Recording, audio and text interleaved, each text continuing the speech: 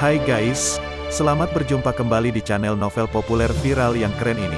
Sebelum mengikuti kelanjutan kisah Dev atau Chen-Ping yang semakin seru dan mendebarkan ini, mohon bantuan kalian untuk subscribe, like, komen dan share video-video yang ada di channel ini ya. Saat ini admin ingin menghadirkan kembali kisah perintah Kaisar Naga ini dari awal, yang akan admin sajikan 5 episode pada setiap uploadnya. Bagi kawan-kawan para pecinta novel PKN ini yang ingin menyimaknya, selamat menikmati. Perintah Kaisar Naga bab 316 sampai bab 320. Tuan, ampuni saya, mohon ampuni saya bersedia menyerahkan semua bahan obat berusia ratusan tahun yang ada di toko saya pada Tuan. Iman tidak berhenti bersujud, dia berharap dia bisa menamparkan dirinya dengan keras.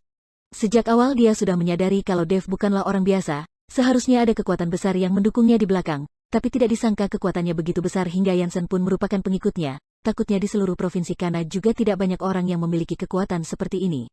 Saya tidak akan mengambil bahan obatmu begitu saja. Sekarang uang yang saya miliki tidak cukup. Saya bisa menggantinya dengan beberapa pil peremajaan denganmu. Saya ingin kamu membeli seluruh bahan obat berusia ratusan tahun yang ada di kota Namae. Beli sebanyak yang kamu bisa dan berapa uang yang kamu butuhkan kamu bisa mencari kaktet dan menggantinya dengan beberapa pil peremajaan.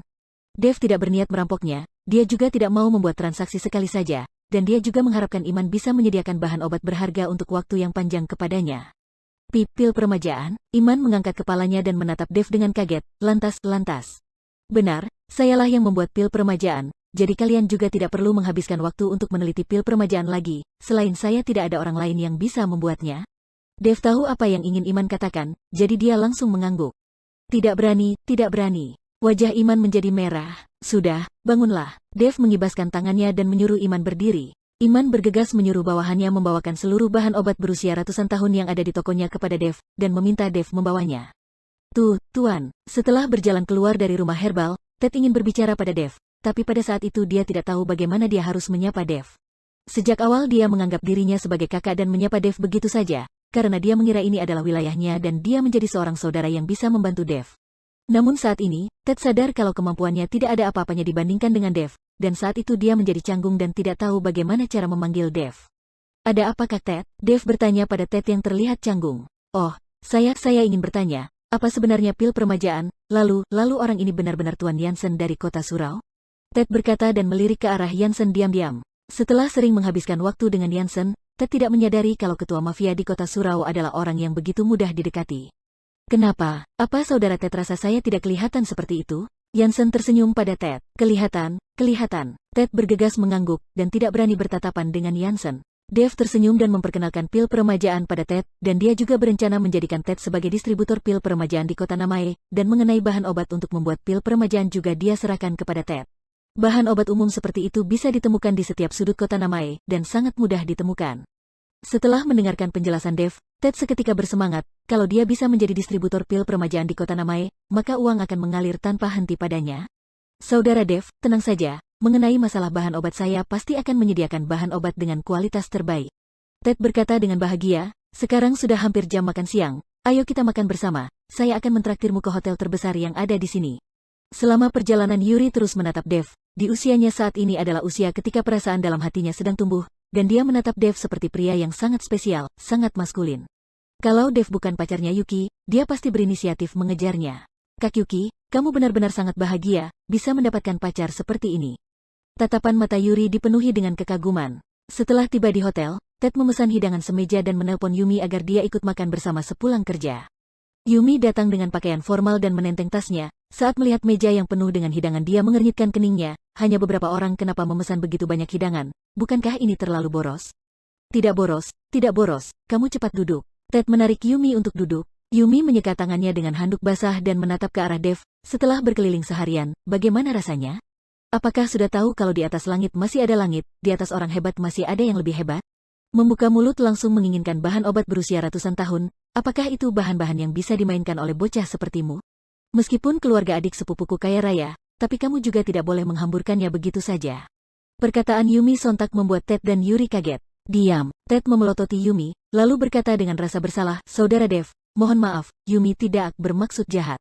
Ted, kamu gila ya? Beraninya meneriakiku, lantas perkataanku salah? Yumi berteriak pada Ted dengan marah. Kak, diamlah. Yuri segera menarik Yumi ke samping dan Ted juga mengikuti mereka.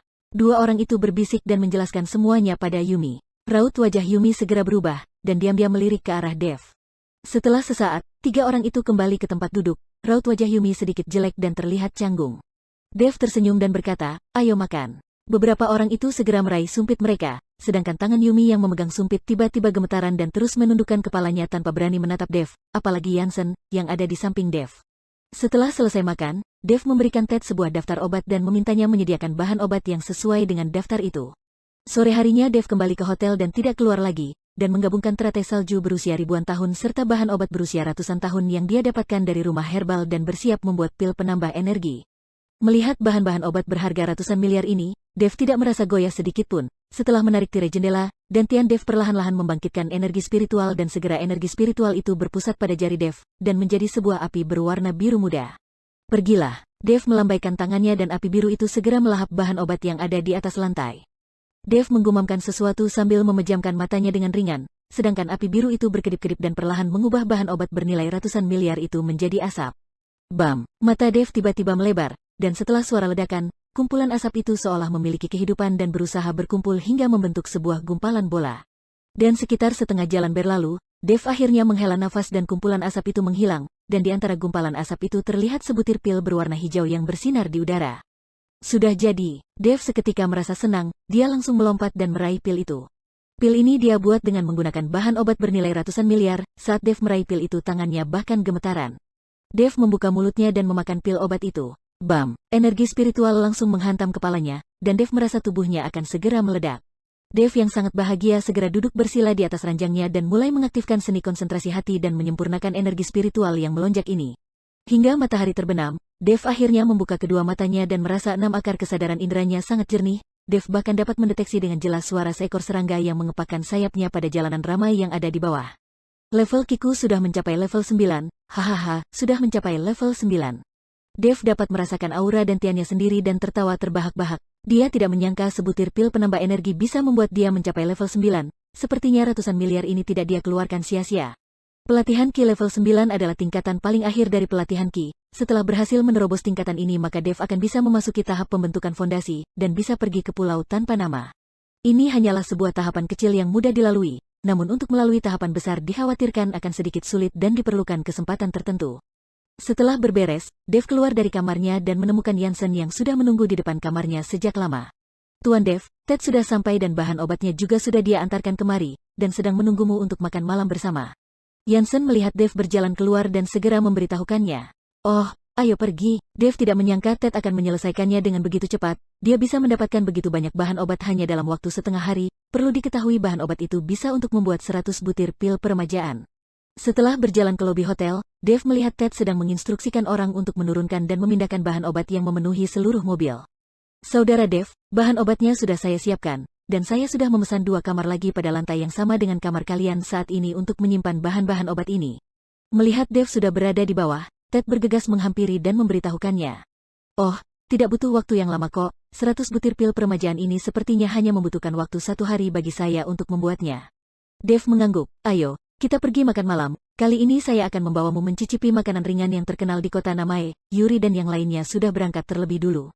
Ted berkata sambil tersenyum. Saat ini, Ted sudah tidak terlihat takut lagi pada Dev maupun Jansen. Ayo, Dev tersenyum, karena jalanan yang menjual makanan ringan tidak berada jauh dari hotel. Dev, Jansen dan Ted berjalan kaki ke sana. Namun, belum berjalan jauh, raut wajah Dev tiba-tiba berubah dan keningnya mengernyit. Tuan Dev, apa kamu merasakan sesuatu? Jansen berkata dengan suara rendah. Iya, di belakang ada yang sedang mengikuti kita. Dev mengangguk. Ada orang. Siapa yang membuntuti kita? Ted terkejut dan hendak berbalik untuk melihat. Jangan menoleh ke belakang. Dev menahan bahu Ted dan menghalanginya berbalik. Tuan Dev, bagaimana kalau kalian pergi duluan? Saya akan menghabisi mereka yang di belakang.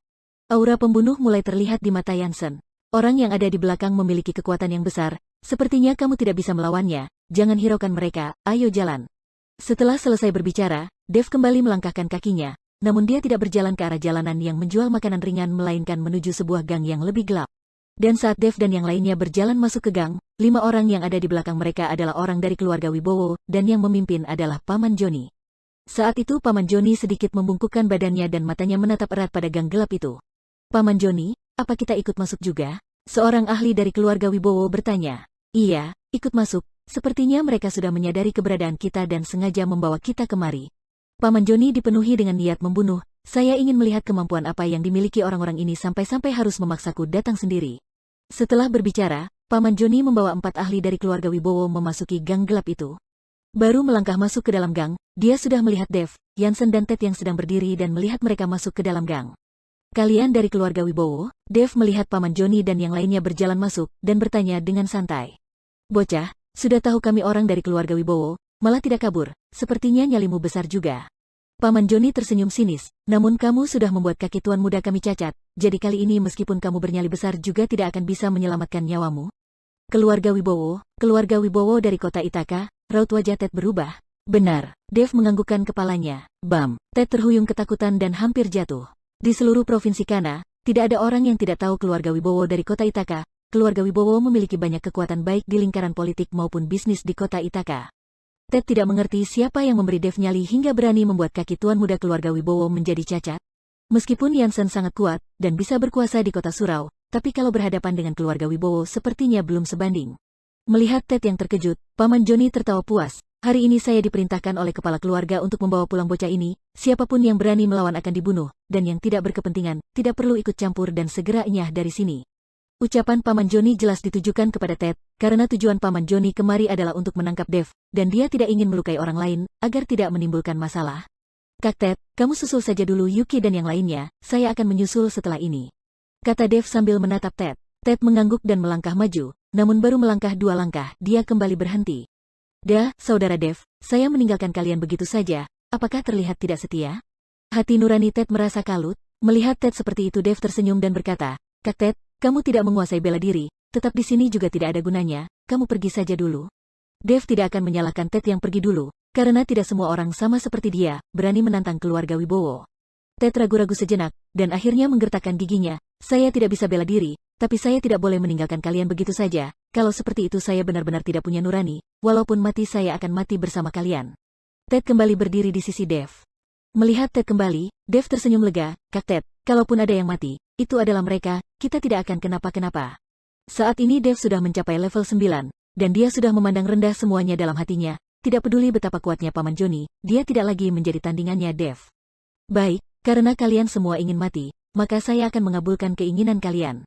Tatapan Paman Joni seketika membeku, dan dia tiba-tiba melambaikan tangannya, bunuh mereka semua. Begitu Paman Joni selesai berbicara, 4 ahli dari keluarga Wibowo langsung meraih pisau mereka dan bergegas maju dengan ekspresi ingin membunuh di wajah mereka. Ted yang melihat itu ketakutan dan terus melangkah mundur, dia sudah pucat. Dev berdiri di depan Ted untuk melindunginya dan tidak turun tangan, sedangkan Yansen mencabut tali pinggangnya untuk menangkis serangan mereka. Yansen bertarung 1 lawan 4, dan tidak bergeming sedikitpun. Tali pinggang yang ada di tangannya terus melambai. Tali pinggang Yansen ini sangat istimewa karena terbuat dari untaian rantai-rantai kecil. Di gang yang gelap itu terdengar suara nyaring saat pisau dan tali pinggang bertabrakan, dan sesekali bahkan mengeluarkan percikan api. Melihat 4 ahli itu tidak bisa menghabisi Yansen yang sendirian, Paman Joni mengernyitkan keningnya dan berteriak marah, dasar sampah, minggir kalian semua. Para ahli dari keluarga Wibowo yang mendengarnya bergegas menyingkir dari pertarungan sedangkan Paman Joni yang sudah bungkuk langsung melompat dan menerjang ke arah Yansen. Yansen yang melihat Joni, dia mengayunkan tali pinggangnya dan mengarahkannya pada arah Paman Joni, sedangkan Paman Joni sama sekali tidak mengelak, dan langsung mengulurkan tangannya untuk meraih tali pinggang Yansen, dia menariknya dengan kuat dan kemudian tendangannya diarahkan ke perut Yansen. Bam bam bam, beberapa tendangan itu membuat Yansen mundur, dan seolah tidak ada tenaga untuk menghentikannya. Karena tidak ada cara lagi, Yansen hanya bisa melepaskan tali pinggangnya dan berguling di tanah untuk menghindari serangan dari Paman Joni. Meskipun begitu, raut wajah Yansen terlihat sangat muram dan ada darah yang terlihat di sudut bibirnya. Hanya punya kemampuan seperti ini berani melawanku? Paman Joni melemparkan tali pinggang Yansen ke tanah dan berkata dengan nada menghina. Memang kamu punya kemampuan, hari ini kebetulan saya akan menjadikanmu sebagai lawan bertarungku. Dev mendengus dan berjalan menghampiri Paman Joni. Dia memang sudah mencapai level ke-9, tapi dia belum pernah mencoba kekuatannya dan kebetulan dia bisa mencobanya pada Paman Joni. Lawan bertarung, Paman Joni mendengus, harga untuk menjadikanku lawan bertarung sedikit tinggi, kalau begitu serahkan nyawamu. Begitu selesai bicara, Paman Joni melesat ke arah Dev bagaikan peluru yang ditembakkan. Dev menghentikan langkahnya, melihat Paman Joni yang menyerang ke arahnya, penghinaan terlihat jelas di wajahnya dan sepertinya dia tidak berencana mengelak. Bam, suara ledakan terdengar, pukulan cepat dari Paman Joni menghantam Dev dengan keras. Tapi sebelum Paman Joni bisa merasa senang, seketika dia merasakan ada sebuah kekuatan sengatan besar yang memantul kembali ke lengan Paman Joni. Apa? Paman Joni kaget dan bergegas mundur. Tapi sudah terlambat, kekuatan sengatan itu seolah memiliki kehidupan dan menyelimuti seluruh tubuh Paman Joni. Lengan Paman Joni terkulai lemas, terlihat jelas sudah patah. Plak plak plak. Setelah itu, ada suara bergerak yang terdengar dan pakaian Paman Joni seperti dirobek oleh sesuatu dan seketika semuanya terlepas. Tidak mungkin, bagaimana mungkin? Ketakutan dan kekagetan terlihat di mata Paman Joni, tapi belum sempat dia menyelesaikan perkataannya, dia memuntahkan seteguk darah yang bercampur dengan serpihan organ-organnya. Beruak, Paman Joni terjatuh ke tanah dan meninggal, matanya terbuka lebar, dia bahkan tidak bisa menutup matanya sebelum mati, sampai pada akhirnya dia mati tanpa tahu bagaimana caranya dia mati. Pada saat itu organ dalamnya sudah dihancurkan dan dirusak oleh kekuatan sengatan. 4 ahli dari keluarga Wibowo yang melihat itu terkejut dan gemetar hebat, mereka bahkan tidak memiliki keberanian untuk kabur. Kematian Paman Joni terlalu misterius dan membuat hati mereka sangat tertekan. Dev bergerak maju, dia berjongkok dan memelintir kepala Paman Joni hingga lepas. Dia melemparkan kepala Paman Joni ke arah 4 ahli itu dan berkata dengan dingin, bawa kepala itu kembali pada Askara, beritahu dia, cepat atau lambat saya akan pergi ke kota Ithaka untuk memelintir kepalanya. 4 ahli dari keluarga Wibowo menganggukkan kepala mereka dan membawa kepala Paman Joni dan bergegas kabur. Ayo pergi, Dev menoleh ke arah Ted. Saat ini Ted sudah tercengang, tatapan matanya kosong dan mengikuti Dev dari belakang. Ted baru bisa menghapus adegan yang dia lihat tadi setelah cukup lama, karena ini sudah di luar nalarnya dan otaknya tidak bisa menerimanya. Setelah sampai di jalanan tempat menjual makanan ringan pun raut wajah Ted belum membaik, mereka semua makan dan minum dan hanya dia sendiri yang tidak terlalu banyak bicara, sepertinya kejadian kali ini membuat dia cukup terguncang. Setelah selesai makan, Dev kembali mengurung diri di dalam kamar, dan tidak tidur semalaman, dia berusaha keras membuat pil peremajaan, dia tahu kerja kerasnya saat ini adalah agar dia bisa lebih cepat mengetahui identitas aslinya sendiri, saat ini dia sangat ingin tahu, sebenarnya siapa ibu kandungnya?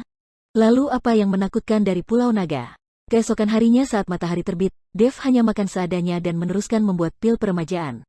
Sedangkan saat itu, di kota Ithaka kediaman keluarga Wibowo, 4 orang ahli dari keluarga Wibowo sedang berlutut di atas lantai, mereka kaget hingga gemetaran, dan Askara menatap kepala Paman Joni yang ada di depannya dengan marah. Tiba-tiba, Askara yang terlalu marah memuntahkan seteguk darah. Tuan Besar, 4 ahli itu bergegas berdiri dan memapah Askara duduk. Askara, kalau tidak punya kemampuan sebaiknya tidak usah membual. Kalau membiarkan keluarga Cangga yang turun tangan masalah ini pasti sudah selesai, sekarang baguskan, bahkan Paman Joni juga mati. Dian yang belum memasuki ruangan namun suaranya yang marah sudah terdengar. Dia bergegas datang setelah mendengar kabar bahwa Paman Joni dibunuh. Tetapi baru melewati pintu, dia melihat darah segar di sudut bibir Askara dan tercengang, rasa sakit menjalar di hatinya. Meskipun mereka biasanya bertengkar dan berkelahi, namun kalau sesuatu benar-benar terjadi pada Askara, Dian akan merasa sakit hati karena bagaimanapun mereka sudah menjadi suami istri selama bertahun-tahun. Nyonya, melihat Dian datang, 4 orang ahli dari keluarga Wibowo segera berteriak menyapanya dengan hormat. Saya tanya pada kalian, apakah Dev yang membunuh Paman Joni? Dian berkata sambil melirik kepala Paman Joni. Benar, salah satu dari 4 orang ahli itu menjawab. Sepertinya Dev tidak membunuh kalian agar bisa menyuruh kalian membawa pulang kepala Paman Joni kemari? Dian melanjutkan pertanyaannya. Benar, dan dia juga menyuruh kami menyampaikan pesan. Dia berkata kalau dia akan datang ke kota Ithaka, dan memelintir kepala Tuan Besar. Salah satu dari 4 orang ahli keluarga Wibowo berkata dengan gemetaran. Arogan, Dian menepuk tangannya dan kepala dari ahli itu langsung ditembak. Perintah Kaisar Naga bab 300